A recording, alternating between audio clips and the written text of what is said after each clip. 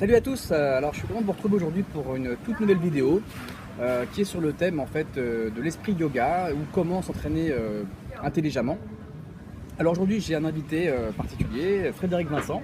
Salut Fred, comment ça va? Ça va bien. Ça va? Bien. Alors je t'ai invité pour une bonne raison, c'est que en fait tu as une personne qui a plein d'outils à ton arc. Je peux te présenter brièvement ou pas? Vas-y. Ouais. Alors Frédéric c'est un thérapeute qui est aussi formateur chez les professionnels de l'accompagnement. Et tu fais beaucoup de méditation aussi depuis un bon bout de temps. Tu pratiques la boxe thaï depuis un bon bout de temps aussi. Et puis tu fais du yoga. Alors j'aurais très bien pu en fait interroger un prof de yoga, mais c'est justement cette pluridisciplinarité qui m'a donné envie finalement de faire cette interview avec toi. Moi si je te dis par exemple, je te pose la question, quel serait par exemple tout simplement l'apport du yoga dans les arts martiaux? Qu'est-ce qui te vient? Rapport au corps, méditation, donc centrage, récupération, préparation et ouverture aussi musculaire et renforcement musculaire. En fait, tu me parles Maîtrise. Ah ouais. Donc en fait, tu es en train de, en me disant maîtrise et tout ce que tu viens d'évoquer, finalement, est-ce que c'est pas la base tout ça? Bah, je découvre que finalement c'est la base dont je manquais. Parce que de la pratique de la boxe thaï, j'avais tendance à ressentir des déséquilibres dans le corps. Je ne dis pas que j'en ressens plus du tout, mais des déséquilibres dans le corps, des blessures. Et je sentais bien qu'à un moment donné, c'est pas seulement l'âge faisant, mais c'est aussi l'entraînement, qui a une limite. Et à un moment donné, quand tu veux pouvoir pousser ton sport et pouvoir à 70 piges continuer de pouvoir envoyer un middle détente, à un moment donné, il fallait qu'il se passe quelque chose. Il y a de plus en plus de pratiquants en fait qui viennent chercher, tu sais, un petit peu des solutions pour être plus performants à travers, je sais pas, peut-être la pratique du pilate, la pratique du qigong, d'autres à travers peut-être la pratique de la respiration. Enfin, bref, et tout ça, en fait, on vient chercher la performance. Toi, comment tu vois ça? Bah, ce qui me vient quand tu parles de performance, c'est quelque chose que j'ai eu du mal à faire au début, que je fais de plus en plus et que je gagne à faire davantage. C'est vraiment la notion de détente dans l'effort de l'art martial. C'est-à-dire que le yoga et toutes ces pratiques dont tu parles potentiellement sont des pratiques qui nous poussent à être dans le relâchement en même temps que laisser l'énergie se déployer. Et la performance serait pour moi de pouvoir avoir le geste, on va dire, ultime, idéal, le plus propre possible, qui soit le plus détendu possible et qu'en même temps tu lâches l'énergie la plus haute possible tout en consommant le moins possible. Alors ce serait pas la recherche de n'importe quelle pratique en art martial ça? Bah, sans doute, mais j'ai mieux compris comment potentiellement y accéder, même si je suis loin de, tu vois, ce que je pourrais sans doute faire, mais j'ai compris qu'en tout cas il y avait une possibilité de le faire grâce à tout ça. D'accord, effectivement. Alors, c'est vrai que la plupart des gens qui recherchent la performance, on va dire, ils recherchent la performance, mais peut-être pas avec la même définition. Ça veut dire qu'il y a peut-être une recherche de résultats absolus, etc. Et on peut remarquer que dans la pratique des sports de combat, on fait des étirements avant, après, tu sais. C'est fait souvent de manière brutale. Moi, personnellement, j'ai rarement vu comme jamais vu de professeurs qui nous enseignaient à s'étirer correctement. C'était assez brutal. D'autant plus que ça prend du temps. Ça prendrait du temps sur la phase de pratique du cours quoi, en lui-même. C'est ça, et en plus en général, soit on n'en fait pas, soit on en fait et ça dure 5 minutes. Quoi. Voilà. Donc en fait, l'idée dans tout ça, ça serait justement de montrer que l'esprit performance n'est pas forcément le même que le tien, là aujourd'hui. Et j'ai envie de dire, finalement, est-ce que c'est pas d'abord penser sur le long terme, penser aussi sur le côté holistique du corps, ça veut dire sur l'ensemble du corps, c'est-à-dire que je ne fais pas ça que pour faire du sport, que pour être performant, mais parce que ça me fait du bien. Et l'idée c'est que je puisse, si vraiment ma discipline me plaît, de pouvoir en fait, m'entraîner le mieux possible pour être le plus performant si je fais une compétition ou si j'ai envie d'être meilleur et rapidement. voir si je veux durer dans le temps. Surtout que chez ceux qui nous écoutent, il n'y a pas que des gens qui font de la compétition et qui veulent faire du fight.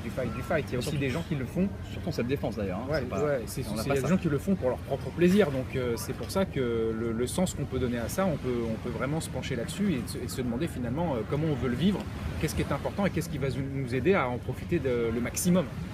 Ouais. Si je parle par exemple du fait de pouvoir s'entraîner afin de durer dans le temps, c'est-à-dire de pouvoir s'entraîner jusqu'à un certain âge, tout en prenant du plaisir et en progressant, du coup, en quoi le yoga va me permettre ça? Parce qu'en fait, le yoga, c'est un petit peu comme le point d'équilibre. Si je suis bien dans mon yoga, le corps est disponible et je vais pouvoir greffer par-dessus ça de la pratique technique, sportive, avec du cardio, avec tout ce qu'il faut, etc. Donc je dirais que c'est le centre, c'est la base, c'est la racine, qui fait que si la racine est saine, si vraiment c'est sain à ce niveau-là, ben la pratique martiale va être ok. D'accord. Alors tu sais, j'ai vu en somme, on ne fait pas violence au corps. C'est ça. Mais on le rend disponible pour qu'il soit à 100% aussi. C'est vrai que quand tu dis ça, ça me parle parce que moi il m'est arrivé de m'entraîner et encore aujourd'hui ça m'arrive, même si je sais ça, j'ai parfois un peu de mal à faire attention quand je me réentraîne après un certain temps.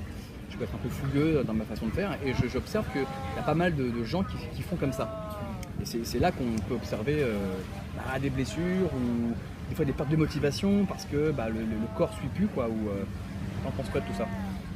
Voilà, c'est ça, c'est que si par exemple vous arrêtez votre art martial pendant quelques temps et que vous faites attention quand même à votre alimentation en parallèle, de continuer le yoga, continue de prendre soin de votre corps, ce qui fait que quand vous réattaquez l'art martial, vous êtes toujours entre guillemets dans une condition physique très acceptable si vous continuez de travailler le cardio à côté quand même. Et c'est vrai que sur le côté démarrer vite, être un peu fougueux, etc.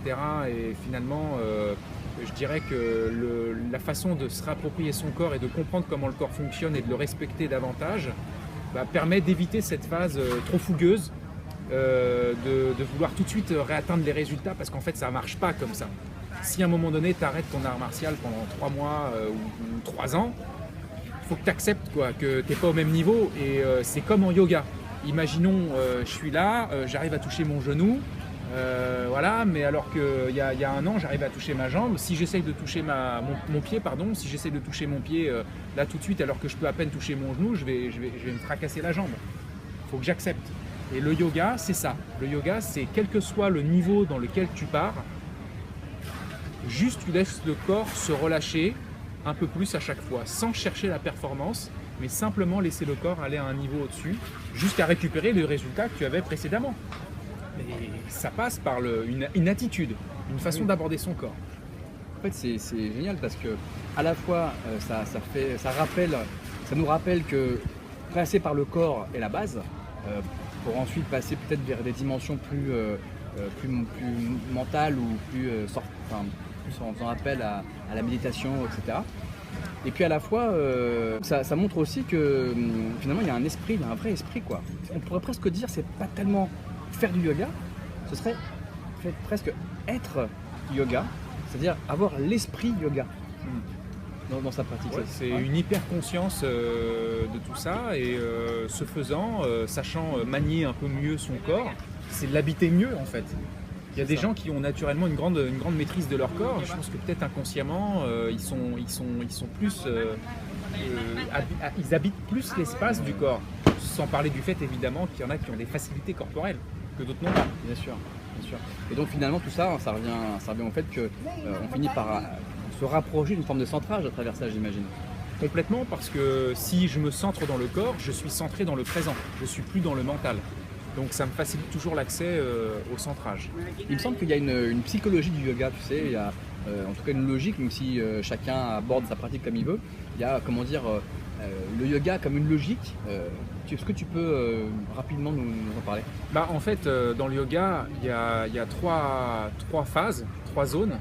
La première, c'est asana, c'est les postures. Donc tout ce que vous voyez quand on parle de yoga, c'est les gens qui font des postures dans tous les sens, etc. Voilà. Ça, c'est la flexibilité du corps, l'équilibre du corps, c'est tout le rapport au corps. Vous avez une deuxième phase qui est la phase de respiration. Là, déjà, on est sur un plan plus subtil. hein, c'est déjà moins palpable. Là, c'est de coordonner la respiration avec les mouvements, du corps, maîtriser le souffle, etc. Se servir du souffle pour atteindre des états de conscience différents, etc. Et puis ensuite, il y a Dhyana, la méditation, qui fait qu'à un moment donné, on lâche le corps, on lâche le souffle pour rentrer dans l'espace mental vide mental.